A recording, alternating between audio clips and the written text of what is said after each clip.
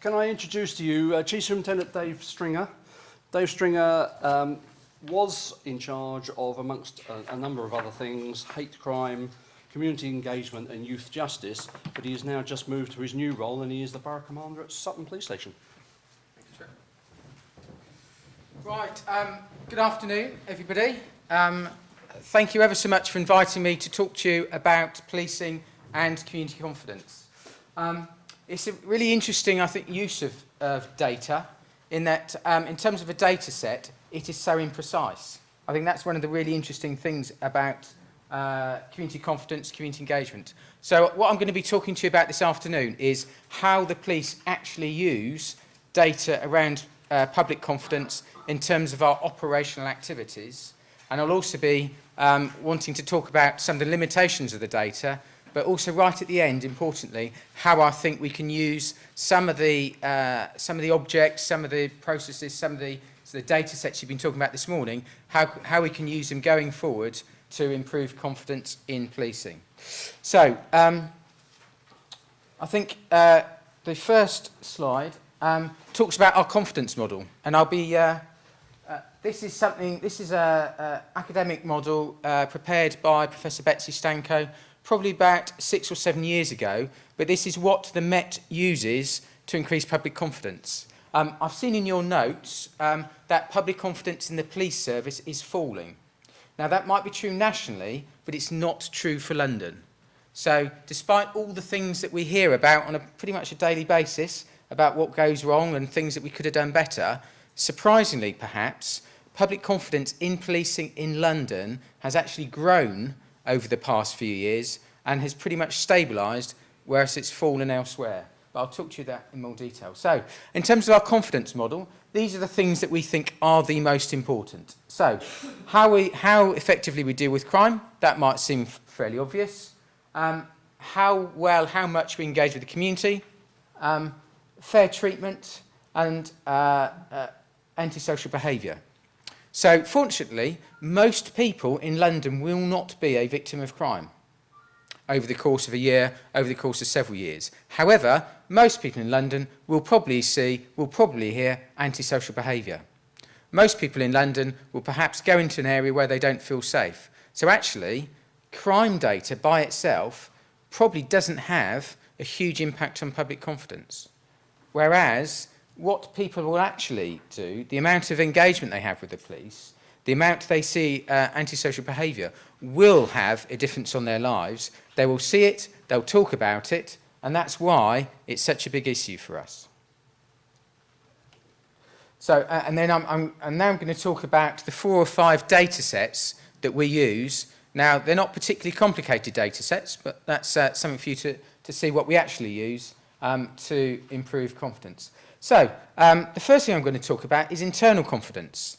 And actually, I haven't seen that anywhere within the programme today, but increasingly the police service very concerned about actually how our officers, how our staff feel about the organisation and the impact that then has in terms of their treatment of the public and their ability and awareness of what the public are worried about. So we have an internal engagement process, and one of the key data sets we use is actually internal engagement. How engaged are our employers with the service? And this is the data set we use. We have an employee engagement score of 47%. Now that's something that's relatively police specific, but it's actually something that we can benchmark ourselves against other organisations. Because obviously as an organisation, policing, very specific. And London, certainly, very different to every other police service in the UK. So actually, this is one of the things that we can benchmark ourselves against other organisations.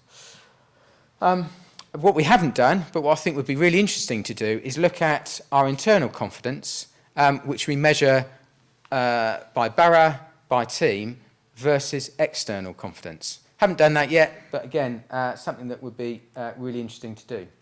Now, I think, unfortunately, I couldn't make your morning session because I was working at my new borough. But I think there's perhaps a perception that where police choose to patrol, the things that police choose to focus on, is entirely their choice and is generated by crime data. Certainly in London, in neighbourhoods, that is not the case. Our neighbourhood teams, who are the public face of policing in London, there's a model there that you probably can't see at the back, I'm afraid, but essentially officers are ask their local community, they get told by their local community what are the issues that are most of concern to them, and it might be actually that their ward, the area they work, has got a big problem with burglary. But actually, if their local community say, yeah, we are concerned about burglary, but actually we're most concerned about antisocial behaviour, or we're most concerned about vehicle crime, it's the job then of the officers to deal with the antisocial behaviour, to deal with the vehicle crime, and then feed back to the local community. That's a really important part of our model, and we would very much argue that using this model is very much a huge part of our success in raising public confidence. What does that actually look like in terms of data? What that looks like is MOPAC, who are the equivalent for those of you that don't work in London to the Police and Crime Commissioner elsewhere. MOPAC work for the Mayor of London, and they do something called the Public Attitude Survey.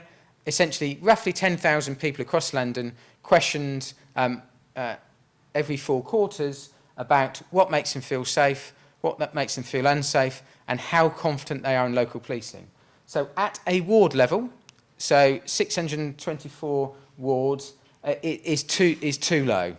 The data set is too small. So the data level we work at is a neighbourhood level, which is roughly 50,000 people, roughly 3 or 4 wards, and it's quite a high degree of error, really. But you get a general sense of which areas, specific areas in London, at a sort of 50,000 people level, what they think about policing, how safe they feel, what they want the police to focus on. We also do something called Rate My PC, which is at an individual level, and that gives a data set, really, of how well we as individual police officers engage with the public and how satisfied victims are with us. Over the last, what you'll see there, again, is you'll see, for those of you right at the back, that shows the increase that the Met has had in victim satisfaction. So although most people in London won't be victims, what our model says is the better that we treat people who are victims, they will then tell their friends and family about the service they've had from the Met. So confidence, satisfaction, 2 parts of the same coin. In order for people to report crime to us in the first place, they need to have a level of confidence in the police and partners. And then in order for us to maintain and improve that confidence, we have to deal with victims of crime exceptionally well. So what that tells us is the specific work we've done around victim satisfaction, victim care, has increased victim satisfaction, and public confidence has risen at the same time. So that's good. And again, we can look at that at a borough level, but no smaller than that. Public confidence in boroughs. The question that we asked 10,000 people in their wards is, how confident are you in your local police force? People's confidence ranges all the way from Kensington, which for those of you not in London, very wealthy, very safe borough, all the way down to Haringey. Only 54% of people there think their local police do a good job. Those of us that work in London will understand, Haringey has had specific operational issues over the last few years, so to a degree, probably not surprising their levels there. But places like Harrow, places like perhaps Barnet, not necessarily, they're wealthy places, outer boroughs, not necessarily places where you'd expect a low level of public confidence. So, on top of that, the other piece of work that we've just started doing is, rather than just looking at confidence in terms of communities where you live, London, incredibly diverse. And so what we're looking at is levels of confidence within specific communities. And the Public Attitude Survey, being such a large survey, we can actually look at distinct communities within that, with distinct faith communities and other communities, and get a sense of actually how confident are specific communities across London, not just based on geography. So we're working with 16, it keeps growing, but 16 communities and talking to them how, what they think of policing now, what they want from policing, the issues that they'd most like us to work with them, and then we'll get feedback to them as to the results of that. So again, not looking purely at crime and other hard data. This is about police responding to perceptions, dealing with issues that the community are raising with us, and then expecting to see a rise in public confidence. And what we've done in order to do that, we've looked at, for example, the Bangladeshi community, mainly based around Tower Hamlets and Newham, and we've done some work with them, trying to understand what their level of confidence in policing like, what drives their level of confidence in policing, and how we can best engage, communicate with them to improve their level of confidence. And what we've done is we've looked across London, looked at how communities operate across borough boundaries, and engaging with them in that way. Now, my other sort of specific area of interest, hate crime. That's a really interesting area of work to look at because it's so poorly reported. I have a sort of specific area of interest with disability hate crime, and we think of London, population of 8.4 million. 2 years ago, we had 100 offences of disability hate crime reported to us. So if we think of the disabled population in London, about 1 million, and out of that, 100 people reporting disability hate crime to us. So realistically, that's an absolutely tiny level of reporting, and surveys that we've done with disabled communities, LGBT community, Islamic community, really, really high levels of victimisation. People saying to us, actually, sort of 50% upwards of communities say in the last 3 years they've been victim of assault, intimidation, harassment. So what we know, in terms, again, of our crime data we've been looking at, it's very much an incomplete picture, and it's most incomplete probably when we talk about hate crime.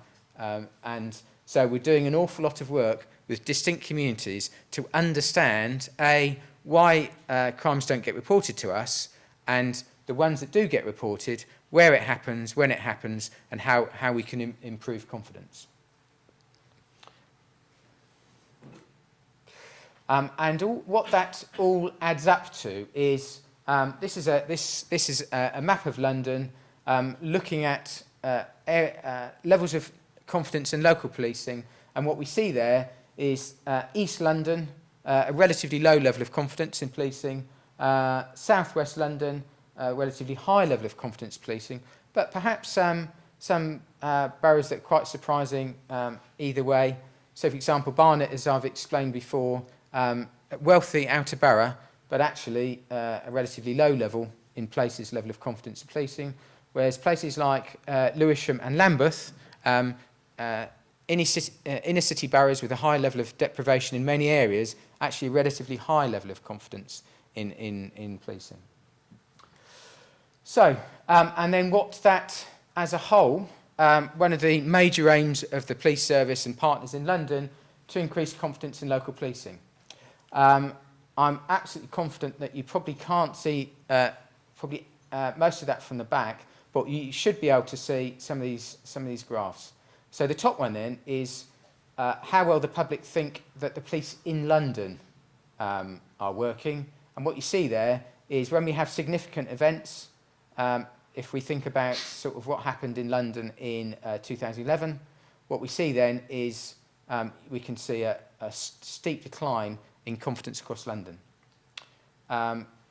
This graph here is levels of local confidence. And what we see there is gives us reassurance that our safer neighbourhood model is actually working.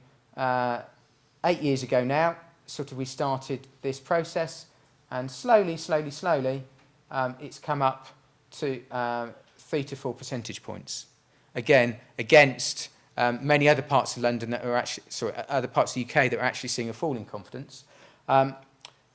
The Crime Survey in England and Wales, which is the independent survey, demonstrates that there's pretty much a continual rise of confidence in policing in London in the last 8 years. So we're confident about our confidence model. We think it works. We think we understand some of the dynamics, some of the processes that make it that way. However, it's based on survey data. It feels relatively old-fashioned. It's based on where people live rather than any more sophisticated understanding of people's identity, and it's in no way, shape or form is it real time. So questions get asked, we get results probably anything from 1.5 to 5.5 months later, and so in terms of tracking what you're doing and the progress in terms of confidence, it's really slow. So what would I like to see personally, and what are the conversations I'd like to have with people in this room after my presentation when we have a coffee break? I think we now have data. So every time a police officer goes out on patrol, we can, in theory, track their movement. So within their radios and within their cars, we can collect that data. What we don't know is really yet where do people patrol most, when do they patrol most, but we now have that data accessible to us, and what impact does that have on local confidence. There's a specific question in the Public Attitude Survey that talks about visibility, talks about how satisfied are you with visibility, and also talks about when did you last see a police officer on patrol. So actually, we're now in a position, just now in a position, because of how we've moved with data, that we can actually link some of the confidence we get from visibility to actually, does it matter whether it's 1 police officer or 2 police officers or 3 police officers? Does it matter when it takes place? Does it matter where the patrol takes place? And is it different as per area? Does it matter if people are out single patrol? Does it matter if people are on bikes? Does it matter in cars? So I think there's some real exciting opportunities there. We can't get lower in terms of quality of data than 50,000 people. So that's a big area. So that's roughly a third of a borough or a quarter of a borough on the more populous boroughs. What I'd really like to see is because antisocial behaviour is very specific and is centred really on most boroughs concentrated in a few streets or in a few locations, it'd be really, really helpful to get some much more detailed survey data, again, that matches the crime data in terms of how specific it can be. When I talked about levels of confidence, I was talking about boroughs, talking about large areas, talking about geographical areas. We're just starting to do work with specific communities. Again, it'd be really interesting to do some more intuitive work, more real-time work, more social media work around understanding levels of confidence, for example, around young people, for example, around the Jewish population. So I've done an awful lot of work with the Jewish population over the last 18 months or so. Really interesting community. Some people simply do not use social media at all. So how do we best engage with that community, that section of that community? And had a quick conversation before this about an organisation called Shomrim. So that is it's a community organisation, Orthodox Jews who we work with in a collaborative way, but they don't work with data in the same way that we do. They don't report crime in the same way that we do. So actually understanding again how we can work with community organisations that won't necessarily work in exactly the same way across London, I think a really, really interesting picture.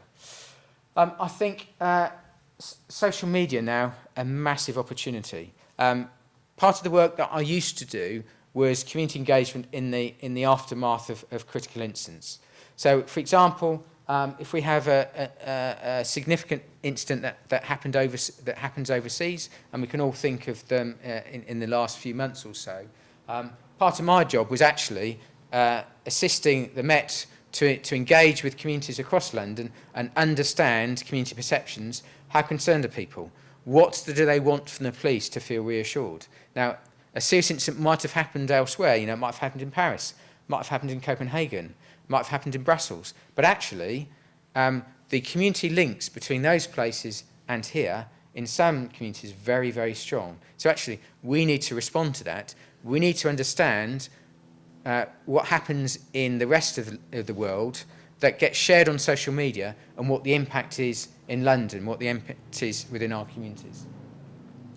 And I think we now have some capability around big data search capability. So, for example, around hate crime, as I'm sure you'll be aware, lots of really nasty things happen in social media. So in terms of hate crime and trolling, for want of a better word, lots of that takes place. But actually, very little of that gets reported to police.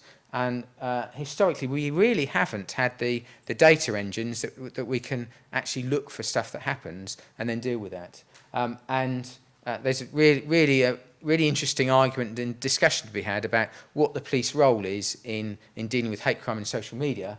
But I think for the first time now we have the ability to look across large, enormous chunks of data and get an understanding of community sentiment first, and also get an understanding of our response to that and how the response is then perceived and how reassured people feel after that.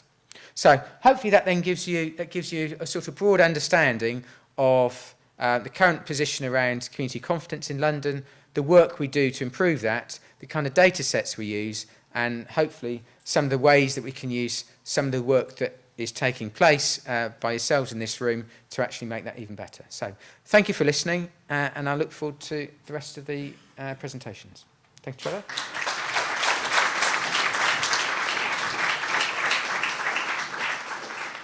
Are there any questions from Mr. Stinger before he goes?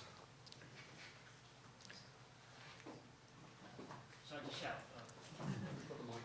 So it looks like you've got a big sensitivity issue here. Like if you slightly mishandle a victim of crime, or there are very few people that get affected. Do you have any idea of how that small number of people will actually propagate through to the effect on your level of confidence?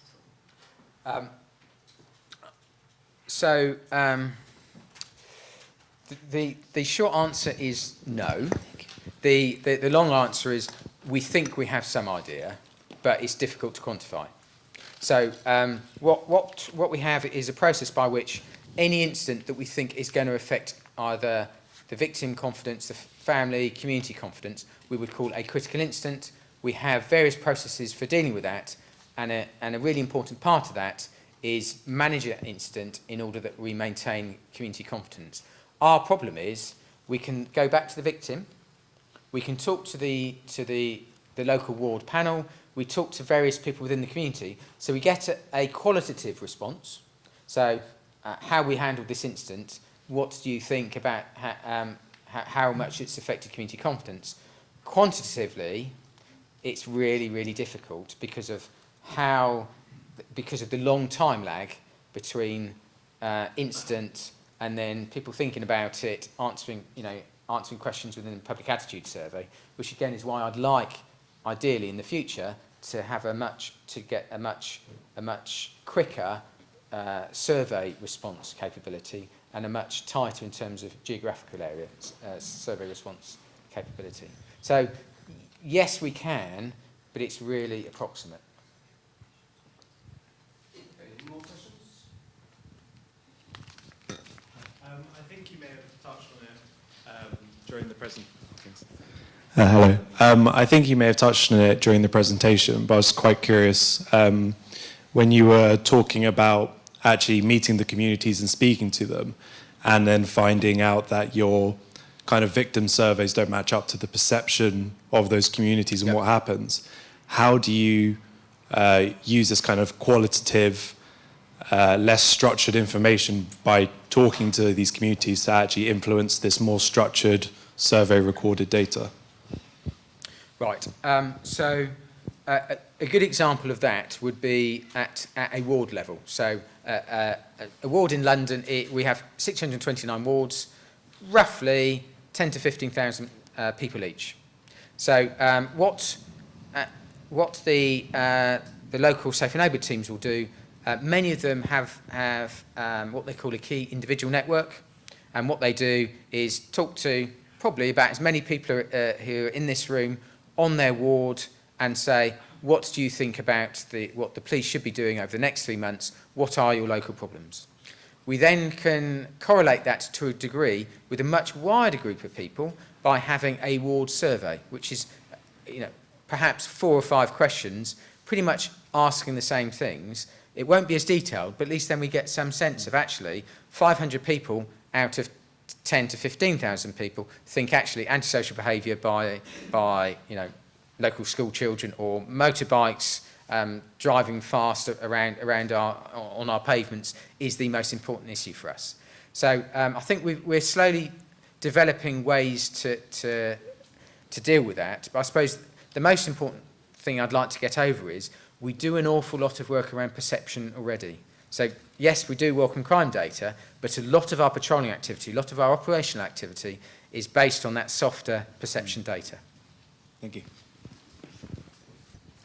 Thank you. Just a quick question about the confidence slide that you had right at the beginning. Those different factors that feed into confidence, are they weighted in any way? Are any more important than others? And also a second question just about publicity of the Met, for example, the documentary series that was on recently on television. Do you have any idea of how that affected confidence and perception? Yes. Thank you. As I say, this was developed as a model by Professor Betsy Stanko. There is a way that Betsy has ranked each of those areas, and the most important is community engagement. Most people, I think, being the police service, would expect it's all about crime. Actually, it's about community engagement, and fair treatment is really, really important as well. In terms of the BBC documentary, yes, we do. We did sort of market research before, market research after, and generally speaking, that we think, in terms of the survey data we had, we think that informed people, and we think that actually increased confidence within certain groups. And interestingly, we also think that it increased confidence within some minority groups, where for all kinds of reasons, there kind of been some mistrust of the police in the past, was actually, I think, having something on TV with a very reputable organisation that's presenting that independently of the police, actually I think gets over some of the things that, things that happened 30, 40, 50 years ago perhaps.